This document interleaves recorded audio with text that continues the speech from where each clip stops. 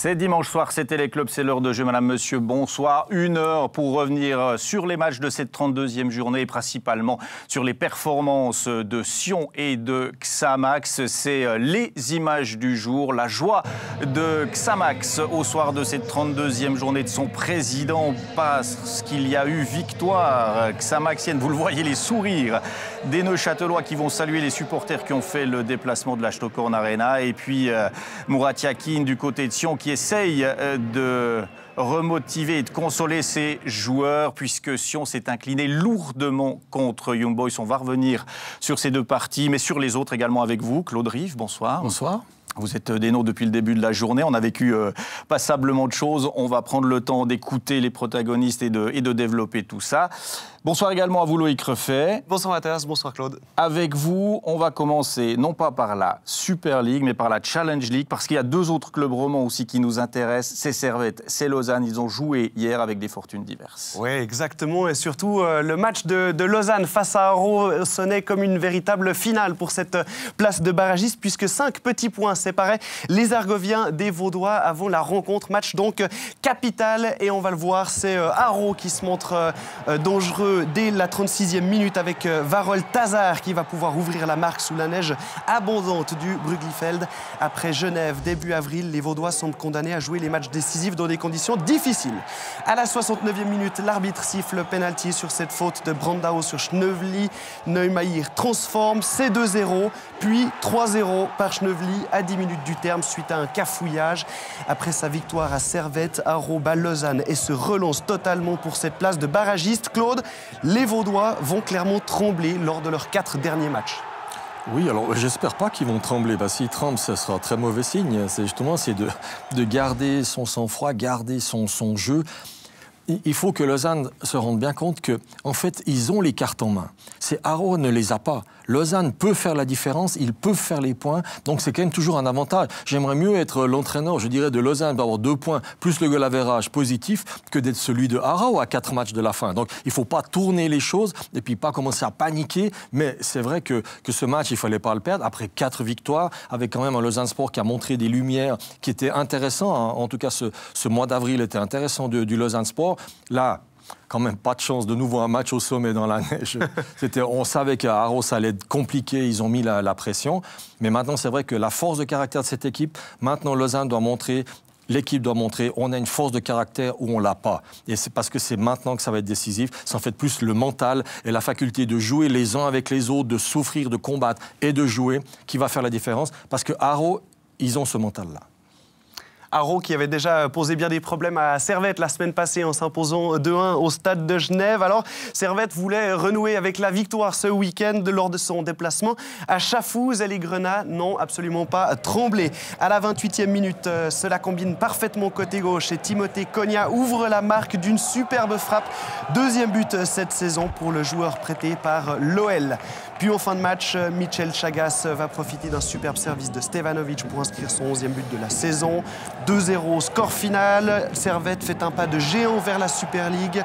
Vendredi prochain, il y aura ce fameux derby au stade de Genève entre Servette et le LS. Servette qui n'aura besoin que d'un seul petit point pour assurer la promotion, tandis que les Vaudois se battront pour cette 2e place. Ça va clairement être le match de l'année la semaine prochaine au stade de Genève. Oui, le match en tout cas du printemps. On verra si c'est le match de l'année. Oui, ça va être un super match.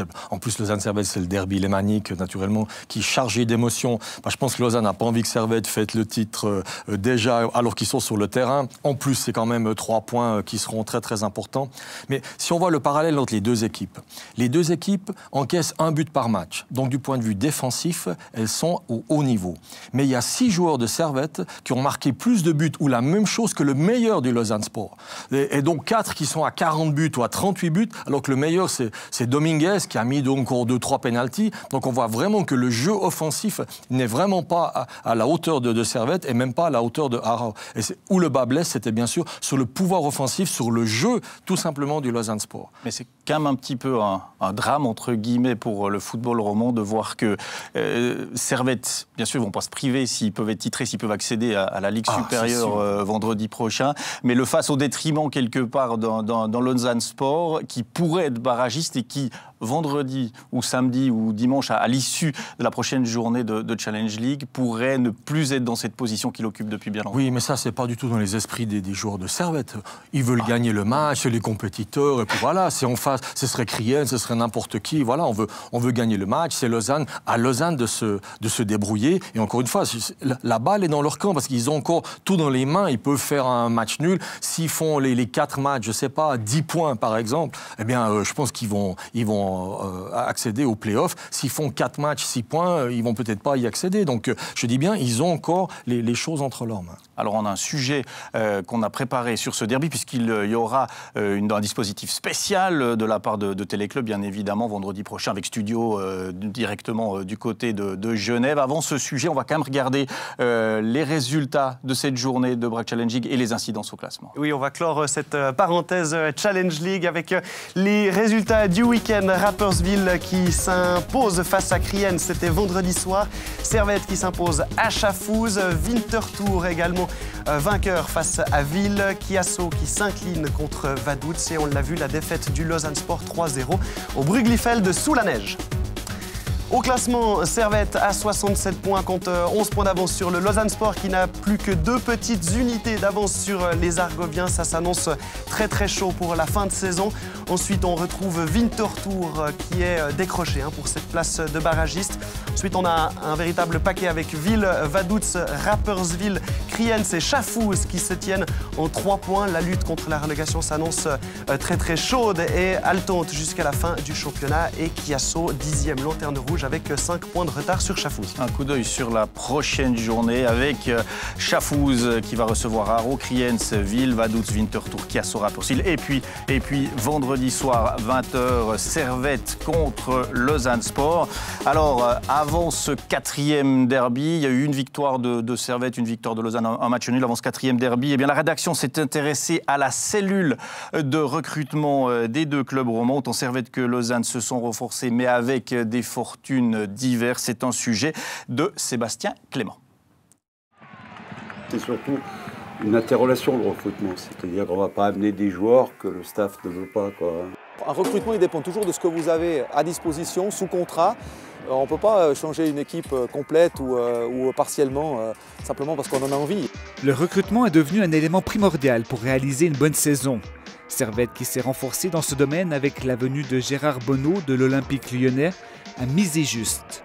Cette saison, on a eu la chance d'avoir Gérard Bonneau qui nous a rejoint, qui a une grosse expérience, qui a pu nous apporter tout ce plus qui manquait dans cette cellule. Il y a eu un gros travail de fait déjà la saison dernière, qui sportivement, on n'est pas arrivé à notre objectif, mais il y a une très bonne base. Il y a eu une bonne base de fait et ça a permis cette saison de peut-être retoucher l'équipe. Mon rôle, c'est d'aller chercher justement, d'échanger avec le staff technique des pros, voir un petit peu les manques, regarder les matchs, faire des constats. Peut-être la saison dernière, il nous a manqué un petit peu de leadership et les joueurs qu'on est allé rechercher cette saison nous ont amené ce plus qui nous manquait. Et on apprend aussi de nos petites erreurs. Déjà, j'ai eu un très bon accueil. Il y a une bonne relation et surtout aujourd'hui, ce qu'on voit, c'est un vestiaire qui vit bien. C'est-à-dire qu'on ne s'est pas trompé, bien sûr, sur le plan football, mais également sur le plan mental. Je pense que ça, c'est important. À Lausanne, on a également élargi son secteur d'activité dans le domaine du recrutement, avec les nominations de Léon Arthur comme responsable et Oliver Sessinger. Mais ce qui a été surtout compliqué à gérer, c'est la relégation. Suite à la relégation, évidemment qu'il y avait quelques joueurs qui arrivaient en fin de contrat et puis surtout, il y avait une équipe qui était composée, on va dire, d'un déséquilibre assez important puisqu'il y avait un secteur de jeu qui était très fourni, qui était le milieu de terrain. Et puis il y avait peut-être sur les côtés, voire soit défensivement, soit en phase d'attaque, il n'y avait pas un ratio comme normalement l'équipe devait être équilibrée. On avait un énorme groupe. On avait un premier tour, on avait 25 joueurs qui étaient 25 joueurs de qualité. Donc après, il ne faut pas aussi, c'est vrai que c'est des choses qui étaient compliquées pour le coach à faire un groupe, à mettre 18 joueurs sur une feuille et puis à avoir 10 joueurs qui restent à la maison souvent le week-end. C'est compliqué, ça crée pas vraiment de tension parce qu'entre nous on était soudés, mais après voilà, c'est quelque chose qui est jamais facile à vivre. Quelle est alors la part de réussite du recrutement sur le terrain entre les 2 formations lémaniques? On parle de dynamique, Lausanne était sur une relégation douloureuse. Ils n'ont peut-être pas pu changer tout ce qu'il voulait. Je ne sais pas. C'est deux histoires complètement différentes, Servette et Lausanne. Nous, on est sur un travail depuis 3 ans quasiment, avec une promotion de Première Ligue promotion à Challenge League, une stabilisation en Challenge League. Et puis voilà, on était, je pense, prêts à vivre cette saison. Peu importe son style, peu importe son recrutement, c'est l'équipe qui gagne qui a toujours raison. À la différence que Servette, ben voilà, ça fait 3-4 ans qu'il construit en Challenge League son équipe pour monter avec ses erreurs, avec ses réussites. Cette année, c'est une année de réussite parce qu'on se rend compte que sur les 5-6 matchs de cette saison qui ont basculé en leur faveur dans les dernières minutes, c'est qu'il y a un petit facteur réussite qui a été provoqué, ce n'est pas uniquement de la chance. Une promotion, cela se prépare dans les coulisses. Et c'est peut-être ce facteur qui permet aujourd'hui à Servette d'être devant Lausanne au classement. Le 4e derby lémanique de l'année, c'est donc vendredi prochain, prise d'antenne sur Téléclub Zoom, 19h45, avec un dispositif spécial du côté de Genève. Claude Riff, sur ce sujet, le recrutement, cette histoire de dynamique et de possibilité de choisir en fonction de là où on en est, ça a vraiment son importance. Ça, je pense que ça a joué son importance sans être un spécialiste du recrutement et comment les équipes ont procédé. On sait que Servette était un club de Challenge League et s'est renforcé pour atteindre la Super League. Lausanne, imaginez tous les joueurs, par exemple, que vous aviez en ligne de mire, alors que vous étiez en Super League, vous pouvez déchirer la feuille et recommencer parce que vous êtes en Challenge League. Et là, je crois que c'était une grande difficulté. Et aussi dit dans le reportage, les joueurs qui sont descendus, les joueurs qu'on avait peut-être sur la feuille de recrutement qui ne sont pas venus, c'était plus compliqué, surtout avec une pause d'été, on la connaît, qui est vraiment, vraiment courte. Très bien, merci. On va passer à la Super League parce qu'il s'est passé des choses lors de cette 32e journée. Ça a commencé hier samedi avec le FC Bâle qui recevait Zurich, la revanche du classiqueur de ce qui s'est passé en coupe. Et on rentre dans cette partie à la 18e minute avec une première action. Et les Zurichois, sur ce mauvais renvoi de Riveros, c'est Schönbechler qui va trouver le poteau. Ça aurait pu donner peut-être un autre match, Claude, oui, s'il y avait eu un peu plus de précision de Schönbechler. Oui, alors précision, ben voilà, il joue tout juste, c'est un droitier en plus, il fait un magnifique tir du pied gauche. Ça aurait été intéressant le 0-1. Le 0-1, mais pas de 0-1, plutôt un 1-0 à la 48e au retour des vestiaires. L'excellent moment choisi par le Péruvien Zambrano pour mettre son premier but de la saison. Et c'est parti pour le FC Bâle qui va dès lors dérouler grâce à Stocker qui va faire une partie assez incroyable. Stocker qui trouve là Ricky van Wonswinkel. Il y a des Zurichois qui ne sont pas revenus assez vite, mais Stocker, belle inspiration. Oui, et puis surtout on appelle ça des passes mortelles. C'est-à-dire que mortelles, ça veut dire qu'elles éliminent 4, 5, 6 joueurs du FC Zurich.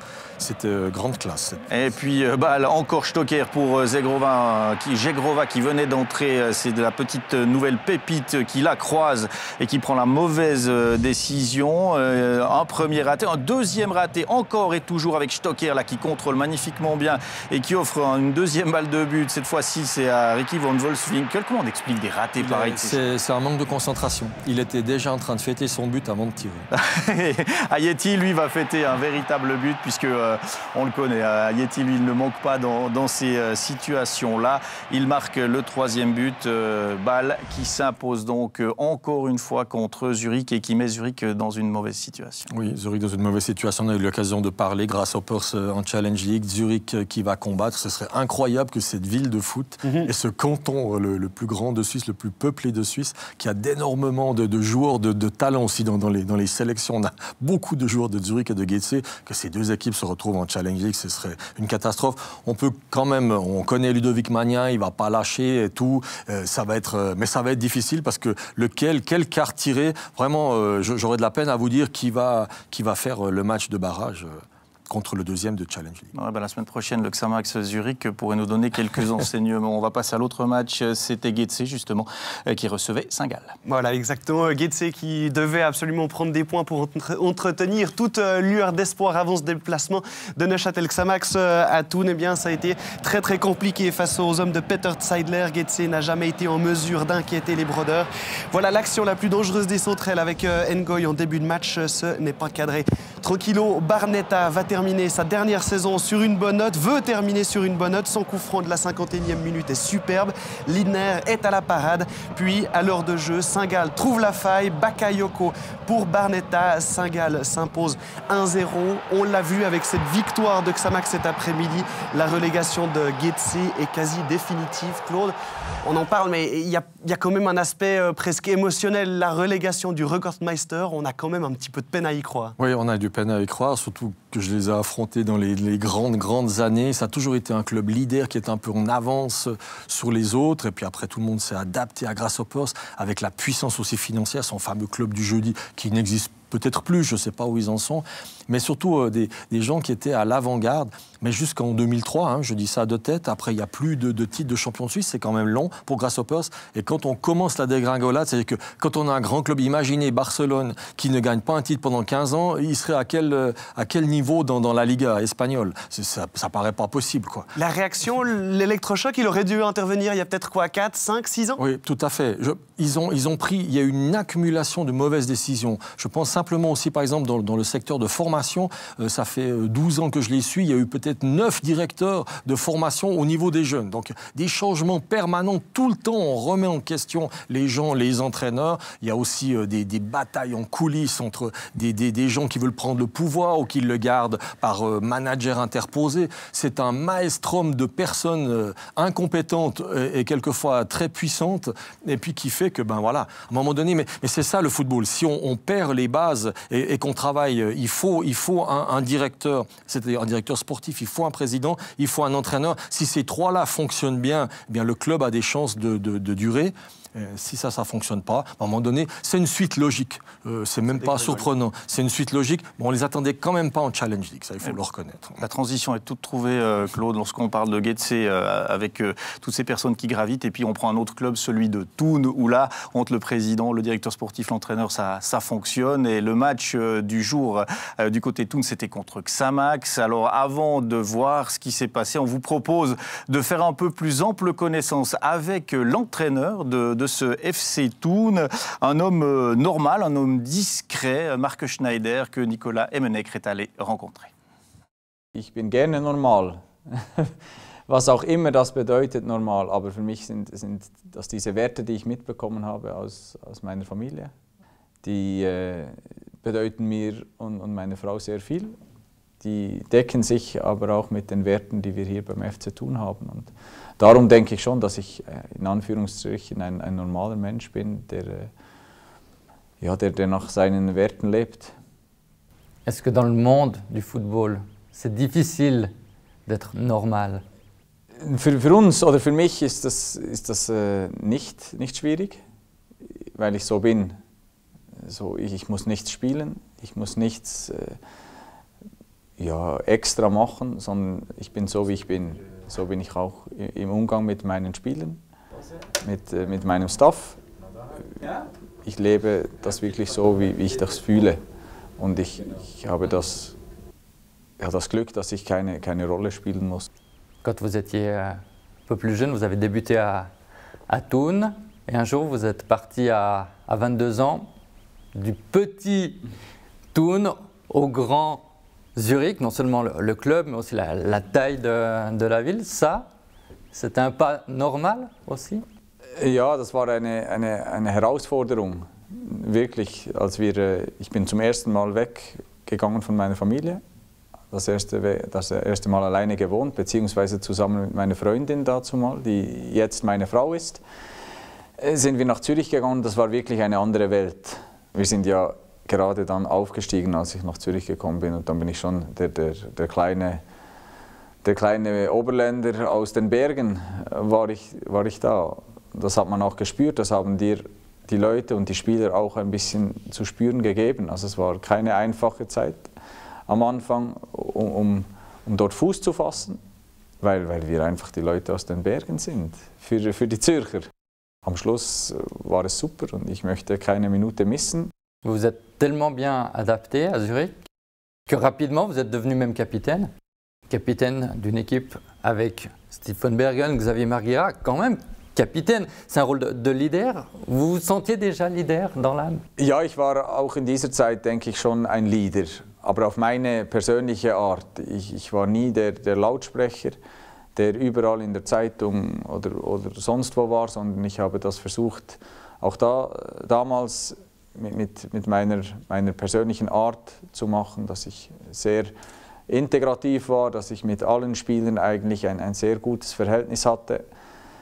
Das, ja, denke ich, ist ein wichtiger Punkt für einen Kapitän, der aber auch mit Leistung vorangeht und auf dem Platz niemals aufgibt, daneben auch dementsprechend seine Rolle wahrnimmt. Und ich denke schon, dass ich ein Spieler für diese Rolle war. Un jour arrive le 13 mai 2006. Ja, ein denkwürdiges Datum, das mir natürlich für immer in meinem Herzen bleibt und das mir dann und wann, wenn ich diese Bilder sehe und diesen Kommentar höre, auch immer wieder ein bisschen Gänsehaut gibt. Das war, als dieses Tor gefallen ist, war es wie Totenstille im Stadion und für uns oder für mich, das ist ein unbeschreibliches Gefühl, das schönste sportliche Erlebnis, das ich hatte, ja. 2 fois champion avec Zurich, 1 fois la coupe, carrière avec des passages à Saint-Gall, à Young Boys, au total plus de 230 matchs en Ligue nationale A, en Super League. Qu'est-ce que vous pensez de votre carrière de joueur? Ja, wenn mir das jemand gesagt hätte, als ich noch Junior war, da hätte ich gesagt, wow, das unterschreibe ich sofort. Das ist für mich, ich denke schon, ich habe mehr oder weniger das Maximum aus meiner Karriere geholt. Quelle place occupe le football dans la vie de Marc Schneider? Ja, einen sehr, sehr wichtigen. Nach der Familie ist das Wichtigste in unserem Leben, auch im Leben meiner Familie, ist Fußball ja, das Wichtigste. Nach der Familie und nach der Gesundheit der Familie kommt sehr, sehr schnell der Fußball. Quand même d'abord la famille et ensuite le football, pas l'inverse. Nein, schon zuerst die Familie. Das ist am Schluss, ja, ist das Wichtigste, das, was uns bleibt, uns allen. Die Familie, der Fußball ist irgendwann mal passé und die Familie, die bleibt hoffentlich für mich ja, ein Leben lang. Aber natürlich, ich kann nicht leben ohne Fußball. Das wissen, oder weiß ich, das wissen meine Familie. Ja, und dementsprechend leben wir auch. Marc Schneider qui se livre, c'est intéressant ce qu'il propose, ce qu'il dit. Vous le connaissez un petit peu, cet entraîneur? Oui, je le connais. Mais simplement pour les téléspectateurs qui l'écoutent maintenant en 3 minutes. On peut juger quelqu'un en 3 minutes. On voit qui il est. Et quel personnage, quel entraîneur c'est, l'empathie, l'attention qu'il aura auprès de chacun. De bien préciser qu'il y a des leaders, il y a Eddie Guerre, il y a ces leaders qui crient, mais c'est pas que ça les leaders, c'est les leaders tranquilles, c'est les leaders attentionnés, les leaders qui calment les gens. Et c'est pour ça que Toon, qui est en difficulté maintenant, mais ils ont déjà connu ça, lui, il va être tranquille, il va être bien soutenu par le président et le directeur sportif, ça c'est bien.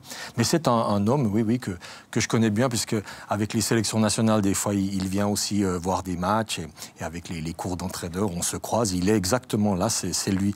Il jouera jamais un personnage. Non, il ne joue pas de personnage, c'est ce qu'il va nous confier en parlant de son équipe et de l'importance des résultats. Ich hatte in dieser Zeit Lucien Favre als Trainer. Das war zu dieser Zeit wahrscheinlich das Nonplusultra in der Schweiz. Und ich hatte schon früh das Gefühl, dass ich auch einmal Trainer werden möchte. Ich hatte auch als kleiner Junge eine eigene Mannschaft mit meinen Schulkameraden zusammen. Da war schon klar, dass ich zu dieser Zeit oder dass ich später einmal Trainer werden möchte, weil ich sehr gerne den Fußball habe, weil ich sehr gerne mit Menschen arbeite und ich das Gefühl hatte, dass ich ja, ein besserer Trainer werden könnte als Spieler. Qu'est-ce qui vous plaît dans ce rôle d'entraîneur? Peut-être qu'est-ce qui vous plaît un peu moins? On vous imagine assez aimer ce côté humain, le contact avec les joueurs, et un peu moins tout ce qui est Rumeur de Transfer, Mercato. Ja, eben genau. Mir gefällt diese Arbeit mit den Spielern, mir gefällt die Arbeit mit dem Menschen als solches und nicht, wir schauen hier auch die Spieler als Menschen. Wenn sie nicht Fußball spielen könnten, so dann kämen sie nicht zu uns. So, das ist die erste Sache, die sowieso gegeben ist, sie können Fußball spielen. Aber es steckt hinter dem Fußballspieler ist ein Mensch mit seinen Stärken, mit seinen Schwächen, mit seinen Ängsten. Und dort versuchen wir anzusetzen. Und ich versuche jeden Spieler weiterzuentwickeln. Ich versuche aus jedem Spieler den bestmöglichen Spieler zu diesem Zeitpunkt zu machen, bevor sie weitergehen oder eben auch nicht. Ich versuche mit allen so umzugehen, wie ich gerne behandelt werden möchte. Ja, gefällt mir grundsätzlich sehr, sehr viel am Fußball und diese Transfer oder Berater, die sind alles bei Andres Gerber. Darum habe ich dort nicht so viele Berührungspunkte und ich denke, das ist auch gut so. Est-ce qu'un entraîneur vit les mêmes émotions qu'un joueur? Ja, schon ein bisschen anders als Spieler. Als Spieler bist du auch sehr stark auf dich selber fokussiert. So, und wenn es dir gut geht, dann ist alles gut. Wenn es dir persönlich nicht so gut geht, dann denkst du vielleicht, ja, oder bist du nicht so voll dabei. Und als Trainer, das Schöne ist, mir ist es egal, welcher Spieler Tore schießt, welcher Spieler Assists macht. So, für mich ist die Gruppe das Entscheidende. Ich habe 26 Spieler. Ich muss mehr als die Hälfte an jedem Wochenende enttäuschen, weil sie nicht spielen. Und trotzdem brauche ich alle Spieler, ja, weil sie wichtig sind, ob sie jetzt spielen oder ob sie nicht spielen. Das kann ein Spieler nicht so nachvollziehen, weil er denkt, wenn ich spiele, dann bin ich wertvoll. Wenn ich nicht spiele, dann bin ich nicht wertvoll. Ja, was will der Trainer mit mir? Pour vous, la plus grande satisfaction, c'est la victoire, la progression collective, la progression individuelle peut-être? Ja, wir sind sehr resultatabhängig. So, wir müssen nicht sagen, dass das keine Rolle spielt. Das ist grundsätzlich so, wenn du in der Super League bist, du musst punkten, du bist nicht mehr in der Ausbildung, wo du sagen kannst, ja. Und trotzdem will ich eine Steigerung oder eine Entwicklung meiner Mannschaft sehen. Und das geht nur, wenn sich jeder Einzelne weiterentwickelt. Also das Fundament dafür ist, dass sich jeder weiterentwickelt, dass wir uns als Mannschaft weiterentwickeln. Und da sehe ich meine Mannschaft auf einem sehr guten Weg. Ich denke schon, dass wir uns weiterentwickelt haben, dass wir besseren Fußball spielen. Wir versuchen, attraktiven Fußball zu spielen. Und dann bin ich überzeugt, kommen auch die Resultate und somit die Punkte. Und die brauche ich und die brauchen wir. Thun voulait faire des points, Thun avait besoin de faire des points aujourd'hui pour défendre sa 3e place. Il affrontait Loïc, un Neuchâtel Xamax en pleine confiance, un Neuchâtel Xamax qui a faim de points et de remontada. Que s'est-il passé à l'Ashtokorn Arena? Bon, on va tout de suite se plonger dans cette partie puisqu'on aura beaucoup de choses à voir pour ce déplacement xamaxien du côté de l'Oberland bernois. On commence dès la 9e minute avec cette première occasion pour Xamax. Un excellent ballon dans la profondeur de Camber pour Nuzzolo. Fèvre intervient. C'est rare de voir l'attaquant Raphaël Nuzzolo manquer ce genre d'occasion. La neige commençait à tomber sur l'Ashtokorn Arena. Peut-être que le ballon, le rebond un tout petit peu plus fuyant l'a surpris. Il va y avoir une deuxième occasion, 26e minute, ça vient de nouveau depuis le couloir gauche, un centre de Camber, Nuzzolo qui parvient à se retourner, à s'orienter dans le sens du but, à shooter et le ballon qui va aller heurter la latte de Guillaume Fèvre. On en reste toujours à 0-0, mais Xamax domine outrageusement cette première mi-temps. On va voir la seule occasion, pas vraiment franche, mais c'est l'occasion la plus dangereuse des Thounois. C'est à la demi-heure de jeu avec Costanzo qui trouve Sorgic, mais la frappe est bien trop axiale. Voici probablement le tournant du match. Kablan a été averti 6 minutes plus tôt. On joue la 37e minute. Il prend un deuxième carton jaune. Thun jouera la fin de la partie à 10. Xamax a déjà heurté une première fois la latte, va pouvoir jouer à 11 contre 10 et domine. Claude, il y a vraiment absolument tout pour pouvoir passer l'épaule dans cette deuxième mi-temps. Oui, il y avait déjà une très bonne entame de match, comme vous avez dit, un accent et des occasions de but supérieures de Neuchâtel Xamax. Et en plus, on joue à 11 contre 10. Même si on sait que ce n'est pas facile, mais au moins il y a eu la mi-temps entre deux. Et Stéphane Anchaud a aussi pu réagir. Notamment, je pense qu'il a fait rentrer Ademi en cette fonction-là, puisqu'il a bien pensé qu'on ne va pas jouer sur contre-attaque. Il va falloir une station de jeu, un attaquant supplémentaire sur lequel s'appuyer pour qu'on puisse rentrer dans les 16 mètres. Exactement. Très, on remplace Camber et Ademi remplace Pouloulou. On va peut-être chercher à jouer un peu moins dans le dos de la défense et aller chercher ce point d'ancrage avec le grand attaquant. La première occasion de cette deuxième mi-temps est au compte de Neuchâtel Xamax qui continue de pousser. C'est Sejmenovic qui centre pour Piquel. et sa tête vient heurter le poteau de Fèvre. On sent vraiment Xamax capable de passer l'épaule dans cette deuxième mi-temps. La réaction de Thun intervient 3 minutes plus tard avec un long ballon pour Spielmann. Vraiment une pépite de balle en profondeur de Glarner pour l'attaquant de Thun, mais sa frappe passe à côté. Alerte tout de même pour Guillaume Fèvre qui n'avait pas eu grand-chose à faire jusqu'ici, à part en première mi-temps sur la frappe de Sorgic. 64e minute. Neuchâtel Xamax continue sa pression, centre de Gomez pour Nuzzolo après une latte, un poteau. On se dit que Neuchâtel n'est pas très loin de pouvoir enfin trouver la marque. Thun va se créer une dernière occasion à nouveau dans le dos de la défense, un long ballon pour Spielmann. Walter est très présent et très attentif au premier poteau.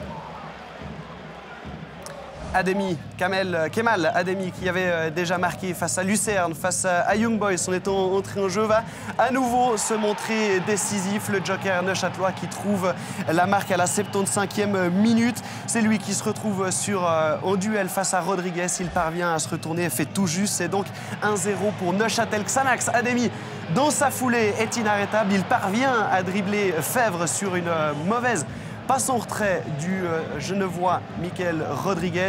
Ademi pas loin de pouvoir doubler la marque. Thun va quand même essayer de poser son barreau d'honneur avec cette frappe. Mais Laurent Walter est à la parade, superbe parade de Laurent Walter. Là, ça aurait pu être tout autre chose. Thun aurait pu revenir à 1 partout, mais on en reste avec cette unité d'avance pour Neuchâtel Xamax. Et vous le voyez, à 10 minutes du terme de cette rencontre, c'est Ramidzi qui peut signer le 2-0. Un but de la sécurité. Xamax qui s'impose, 3e victoire en 4 matchs. Une victoire synonyme de maintien pour les Neuchâtelois. Et très clairement, Thun, avec cette 11e partie sans victoire, ils en sont déjà à 6 défaites. C'est clairement très compliqué. Et Neuchâtel Xamax qui peut véritablement respirer. Oui, Thun qui alors vraiment maintenant a le signal, c'est qu'ils sont même plus 3e, ils sont dépassés par Lugano. Donc parce qu'ils étaient toujours 3e, voilà. Qualifié pour la finale de Coupe Suisse. Pas facile à gérer un truc aussi positif qu'une finale de Coupe Suisse et une lutte quand même contre la relégation ou ne pas jouer les matchs des play-offs ou des play-out plutôt, on pourra les appeler comme ça pour les clubs de Super League. Donc oui, pas facile à gérer avec, comme j'ai dit, c'est cette faute, ce jeune joueur qui fait un 2e carton jaune. C'est évident qu'il ne faut pas le faire, que Sorgic tout d'un coup a des possibilités qu'ils ne font pas. Et à noter quand même que Laurent Walter, quelquefois il y a le but victorieux de l'attaquant, mais il y a l'arrêt victorieux du défenseur, parce que là, il amène peut-être tout d'un coup 2 points. Hein, oui, parce que c'est vraiment un super résultat pour Neuchâtel Xamax. On s'en réjouit d'ailleurs. Il y a cette possibilité dès la semaine prochaine de quitter cette fameuse place de barragiste. On était content du côté de Neuchâtel Xamax. On écoute Geoffrey Tréant. Elle a mis du temps à dessiner cette victoire, Geoffrey Tréant, mais elle est ô combien importante, encore une fois. Elle est très importante et c'est vrai qu'elle a mis du temps à... Le premier but a mis du temps à arriver. Je crois que dernièrement, on marque entre la 70e et 80e quand on marque un but.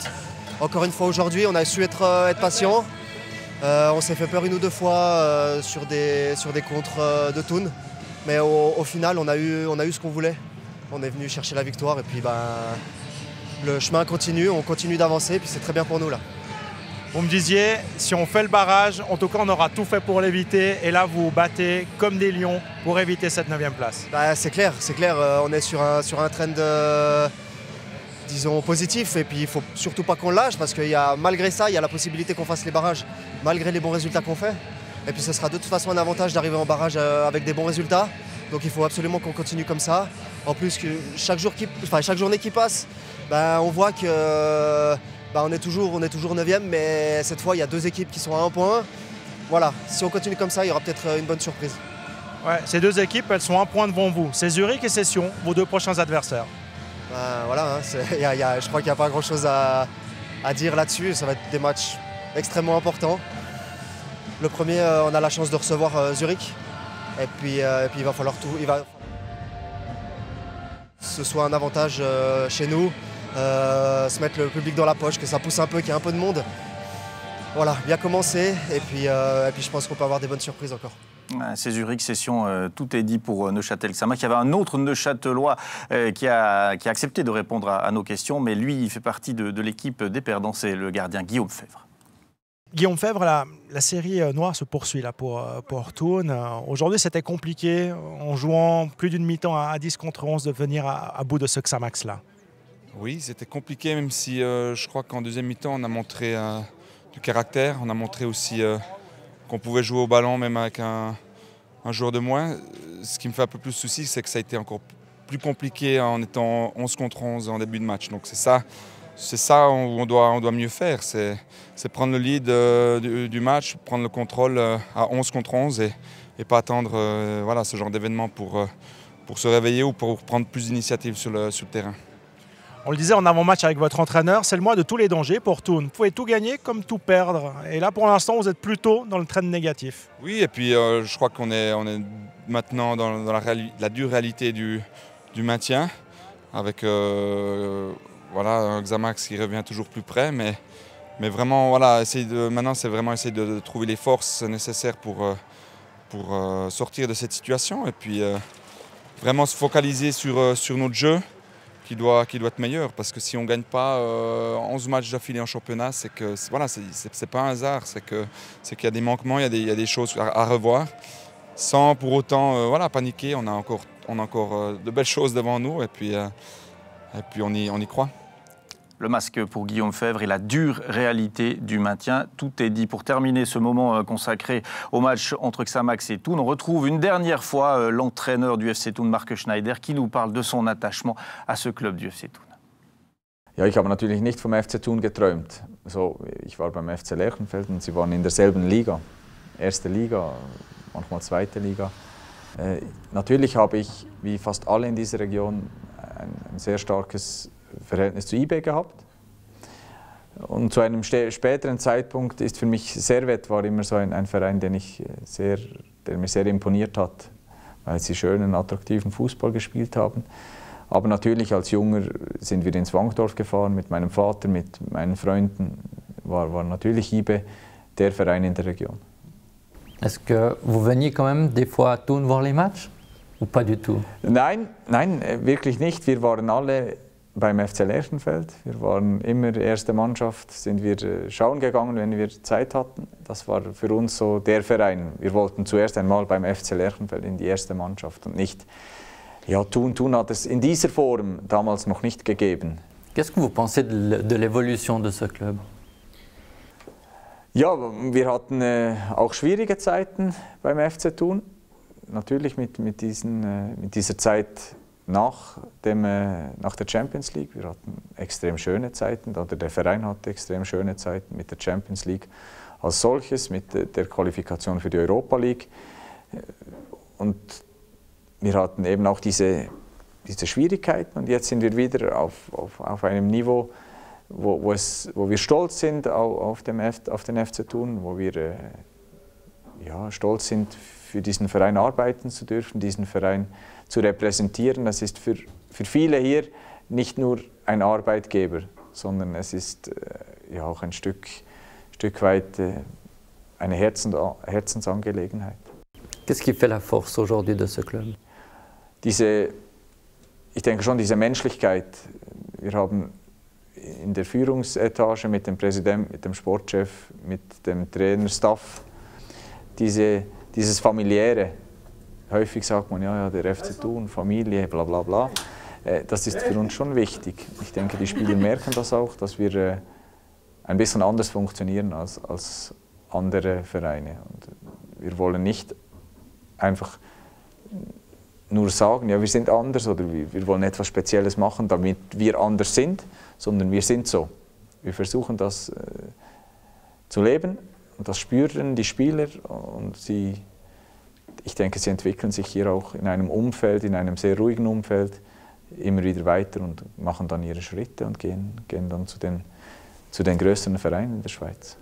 Vous aussi, vous imaginez ce parcours pour vous en tant qu'entraîneur ou bien Thun, c'est pour la vie? Ja, schwierig zu sagen. Im Moment ist es mein Leben, der FC Thun. Da mache ich keinen Hehl daraus. Es gefällt mir extrem. Aber ich kann nicht sagen, was in ein paar Jahren passiert. Das ist sicherlich so. Ich kann mir auch vorstellen, einmal wegzugehen auch etwas anderes zu sehen, natürlich, aber im Moment ist für mich das Leben der FC Thun. Si on vous dit qu'avec votre personnalité, vous êtes fait pour le FC Thun, et le FC Thun, avec sa manière d'être, ce côté humain, est fait pour Marc Schneider. Ja, ich habe das auch schon gehört, ob ich überhaupt oder man hört das immer wieder so, ob das Andres Gerber ist oder ob das ich bin, funktionieren die überhaupt an einem anderen Ort? Ich bin überzeugt, dass wir alle an einem anderen Ort funktionieren. So wenn man diese Art und Weise, wie wir leben, diese Werte, bin ich überzeugt, gibt es auch an anderen Orten. Und ich bin überzeugt, dass Marc Schneider auch an einem anderen Ort funktionieren kann und hoffentlich auch einmal wird. Avant de partir, Marc Schneider qui va encore mener en tous les cas son FC Thun à la finale de la Coupe, une finale à jouer et puis au maintien, comme on disait, on va le voir encore un bon moment sur le banc du FC Thun. On passe à un autre match, il avait lieu au Tessin, au Cornaredo, où Lugano recevait Lucerne. Exactement, Lugano 6e recevait Lucerne, deux équipes qui vont bien puisque Lugano est invincible depuis 9 matchs, tandis que Lucerne reste sur 2 victoires face à Saint-Gall. Et Thun, on entre tout de suite dans cette partie à la 39e minute. Lucerne s'était déjà montré dangereux, mais c'est finalement Lugano qui ouvre la marque grâce à ce superbe coup franc d'Alexander Geernt, le pied gauche qui fait mouche. Tsibung reste sur les talons et le ballon qui file au fond des buts. 8e but pour le Suédois. Lugano qui mène donc 1-0. Lugano qui va continuer sa pression avec cette tête de Maric sauvée sur la ligne par Schulz. Ça aurait pu être 2-0 à la mi-temps et ça aurait été tout à fait logique tant les Tessinois ont mené et ont dominé durant cette première période. En deuxième mi-temps, Lucerne recule. C'est Lugano qui peut opérer en contre. Une première fois avec Carlinhos, l'homme en forme qui restait sur 2 doublés face à Zurich et IB. Mais il voit sa frappe passer à côté de la cage de Tsibung. Il y aura une dernière occasion pour Lucerne avec Blessing Eleke qui frappe en pivot. Mais il faut un excellent arrêt de Baumann pour maintenir cette victoire des Tessinois. 1-0 sur Lucerne, 10e match sans défaite et 4e victoire pour les joueurs de Fabio Cestini qui sont dans une excellente dynamique. Ils ont la baraka en ce moment. Et hop, on passe à la 13e place, c'est ce qu'on va voir. On a demandé la réaction d'un Tessinois après ce match, c'est celle de Nouma Lavanchy. Nouma Lavanchy, on le dit depuis quelques semaines maintenant, chaque match est important dans l'optique de l'Europe ou du barrage et aujourd'hui évidemment c'est une très bonne opération pour Lugano. Oui, bien sûr, il n'y a que des confrontations directes maintenant.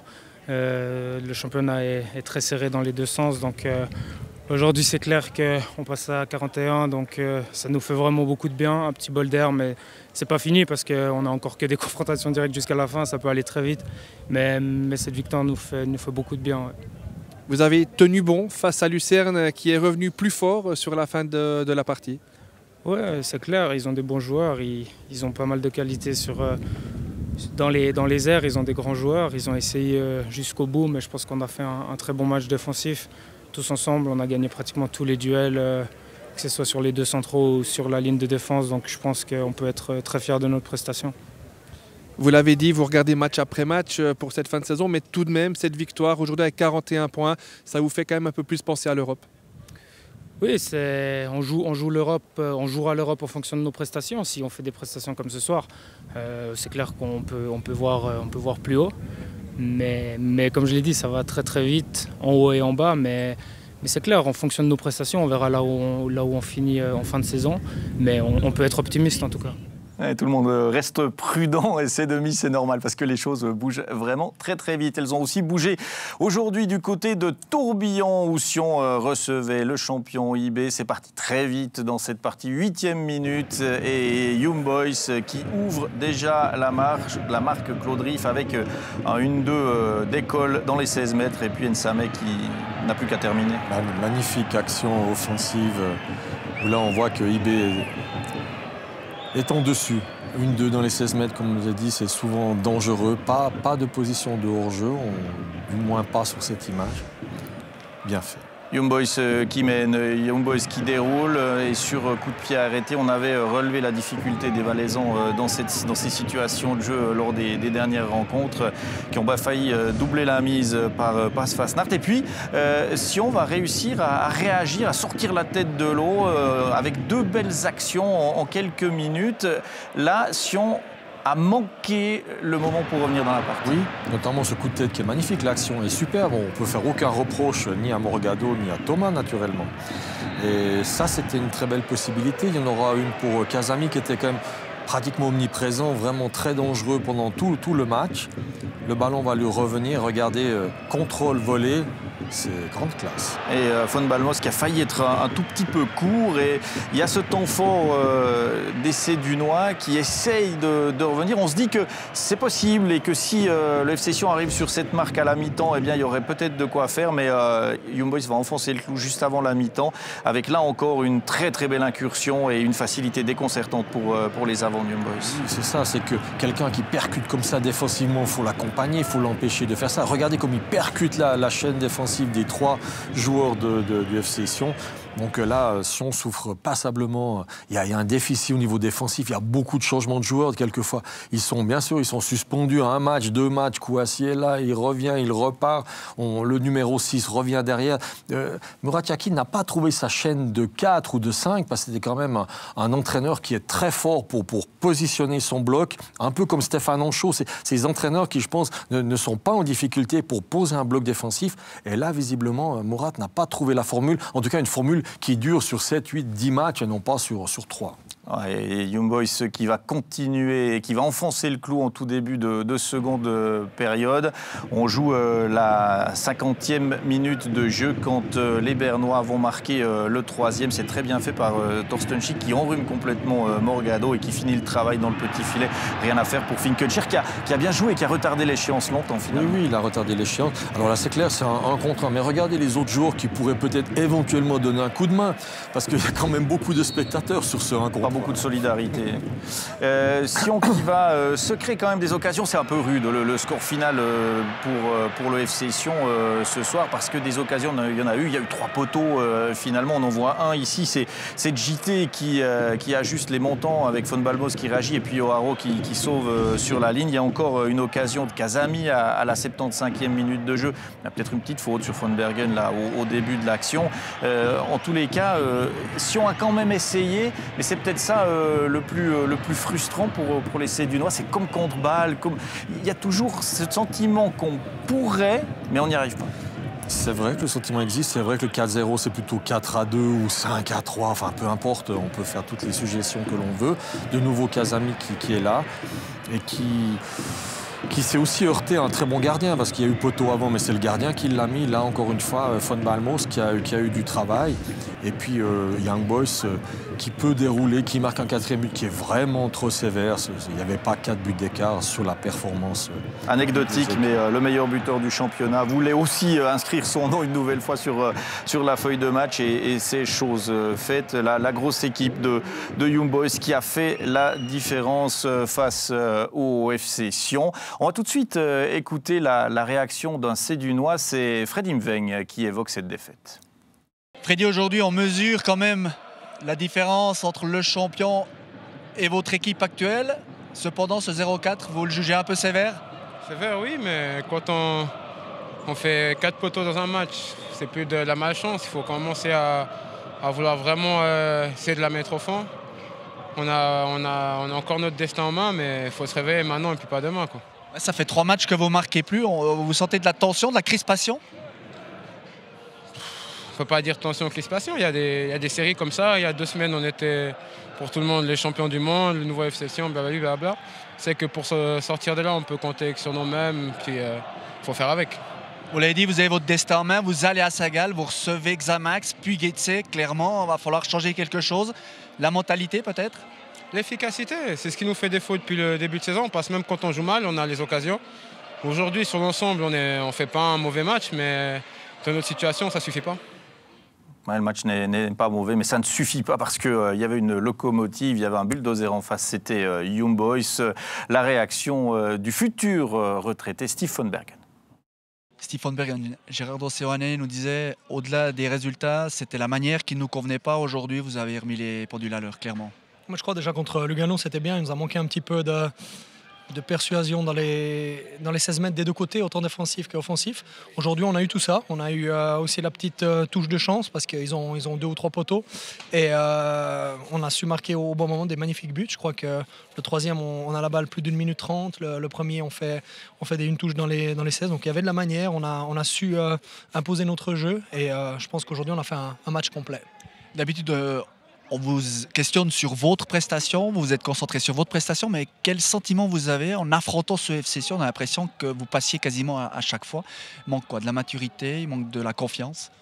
Ouais, je pense avant tout de la confiance, parce que c'est des joueurs qui ont aussi de la qualité. Ils l'ont déjà prouvé aussi cette année. Maintenant, je crois que toutes les équipes souffrent un petit peu, ces équipes-là au fond, de voir aujourd'hui Neuchâtel revient fort. Et c'est des équipes qui sont en 3-4 points. Tu peux te retrouver 3e ou barragiste. Donc une fin de championnat qui va encore être très très intéressante pour tout le monde. Dernière question pour vous, du coup ces records, ils deviennent plus que jamais réalisables. C'est un objectif que vous visez avant de quitter le monde du football professionnel? Oui, surtout le record de points. Je crois qu'on a envie de marquer de notre pierre encore un petit peu plus l'histoire. On a réussi à gagner 2 fois le championnat après plus de 30 ans. Et si on pouvait cette année écrire encore un petit peu plus avec le record de points qui est à 86, si je ne m'abuse. Et aujourd'hui, on a fait le prochain pas. Il nous reste encore quelques points à prendre. On a 4 matchs pour essayer d'aller chercher ce record. On est pour sûr que Young Boys va les chercher ces quelques points. On va s'intéresser au tableau puisqu'on a fait le tour de tous les buts. On a entendu les principaux acteurs. On va regarder, récapituler les résultats et voir le classement et s'intéresser à la prochaine journée. Exactement. Récapitulons les résultats de cette 32e journée avec la victoire 3-0 de Bâle sur Zurich, la défaite de Getse face à Saint-Gall, celle de Sion 4-0 face à Young Boys à Tourbillon, Neuchâtel Xamax qui s'impose à Thun et se sauve de cette 10e place définitivement, et Lugano qui l'emporte face à Lucerne. Au niveau du classement, Young Boys forcément leader avec 20 points d'avance sur le FC Bâle avec 62 points. Ensuite, on a Lugano qui a un petit point d'avance sur Thun et Lucerne. Saint-Gall à 39 points, Sion et Zurich avec 37 points. On a 7 équipes en 6 points dans ce tableau. C'est très compact. Neuchâtel Xamax 9e et Getse, lanterne rouge avec 24 points qui devrait garder définitivement cette 10e place. Bien des enseignements pour cette 32e journée. On va encore jeter un coup d'œil sur la prochaine journée, la 33e journée, et ce qui attend les équipes. Est-ce qu'on a ce tableau en régie de la prochaine journée, voilà qui vient. Neuchâtel Xamax donc reçoit Zurich. Ça c'est un match hyper important, mais il n'y a que ça effectivement. Et puis on cherche le FC Sion, il va jouer à Saint-Gall. Là aussi le FC Sion va jouer très gros. Le choc forcément Young Boys Bâle, et puis Lucerne qui peut définitivement, même si c'est clair que Grasshopper va jouer en Challenge League la saison prochaine, enterrer les tout derniers espoirs mathématiques du club des bords de la Limate. Et puis Thun Lugano, là aussi ça va être très intéressant de voir ce que va faire Thun. Les deux romans vont être en dessus de la barre du barragiste Claude Riff à la fin de la saison. Écoutez, comme joue Neuchâtel, je pense qu'ils ont de quoi se sauver. Ils ont dans les mains quelque chose. Effectivement, ils sont très solides défensivement. Ils ont toujours Nuzzolo, ou c'est un autre, ou c'est Ademi. Mais Nuzzolo, il jette les premières plaires. Il montre que c'est possible de marquer des buts. C'est un poison, donc c'est quand même un en plus. Sion quand même, avec l'effectif et tout, je crois quand même qu'ils vont se sortir la tête de l'eau. Donc voilà, qui va être... je pense toujours quand même que Saint-Gall n'est pas encore sauvé. Et puis Zurich, Ludovic Magnin, là maintenant, il doit faire un sacré bon coaching. Ouais, alors suspense jusqu'au bout. On va se détendre un peu parce que c'était la course et puis tous ces résultats qui arrivent. On se détend avec What the Foot.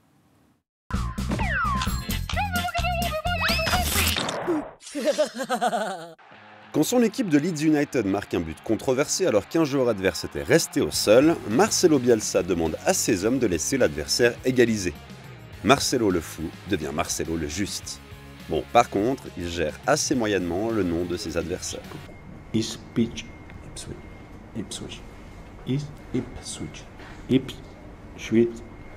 Mais oui, Ipswich. Me doy por derrotado. Ok, I give up. Ça devient le running gag de la saison. Vraiment, faut arrêter de passer les barrières après les buts à Zurich, parce qu'ils vont définitivement finir par perdre quelqu'un. Guillaume Moirot, tout en poésie. Ils ont des joueurs qui sont vraiment casse-couilles. Hey, t'aimes bien les omelettes? Tiens, je te casse les œufs. Ah bah ça c'est une idée, et en Bulgarie, ils l'ont fait. Littéralement.